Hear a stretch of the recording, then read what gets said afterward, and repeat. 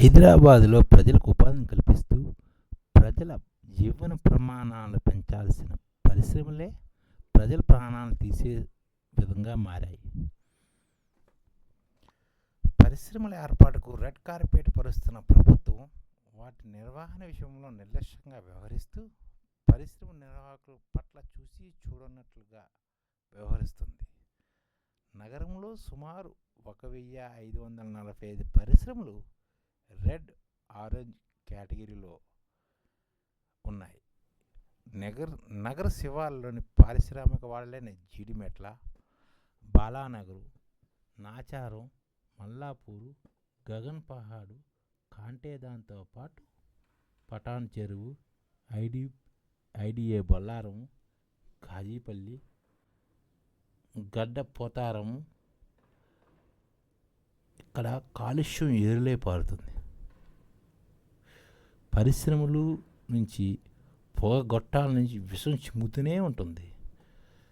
నగరానికి దూరంగా outer road అవతలకి పరిశ్రమలు తరలించేందుకు అవసరమైన స్థలాల గుర్తింపులో తీవ్ర జాప్యం జరుగుతుంది. ఇది ఎంతకాలం పడుతుందో చెప్పలేమంటున్నారు పొల్యూషన్ కంట్రోల్ బోర్డు అధికారులు. అంటే రెడ్, ఆరెంజ్లో గల ఈ 1600 పరిశ్రమల్ని ఔటర్ రింగ్ రోడ్డుకి అవతలకు తరలించాలి. అత్యంత ప్రమాదకరమైన రసాయనాలు ఆయా పరిశ్రమలు నిబంధనల ప్రకారము కాలుష్య నియంత్రణ మండలి సూచించిన ప్రాంతానికి తరలించాల్సింది అని ఎంతకాలం నుంచి చెబుతున్నా ఇది ఈ విధంగా చేయడానికి పెద్ద ఎత్తున ఖర్చు అవుతుందని వాళ్ళు ఆ ఖర్చును తగ్గించుకోవడానికి పరిశ్రమల వారు రకరకాల మార్గాలను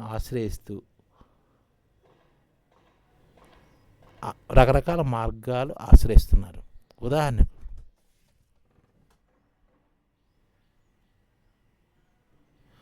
గగన్ పహాడు, కాటేదాను పారిశ్రామిక ప్రాంతాల్లో ముఠాలు అక్కడ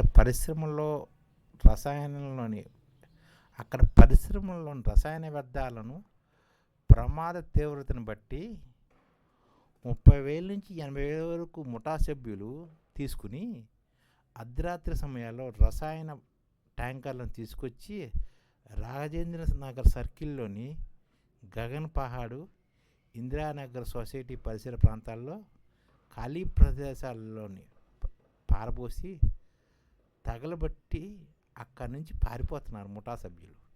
ఇలా సర్కిల్లోని ప్రతి ప్రాంతంలోని వారంలో 2-3 సార్లు జరుగుతూనే ఉంటుంది. ఈ విధంగా నగరం కాలుష్యానికి కాసారంగా తయారు చేస్తున్నారు.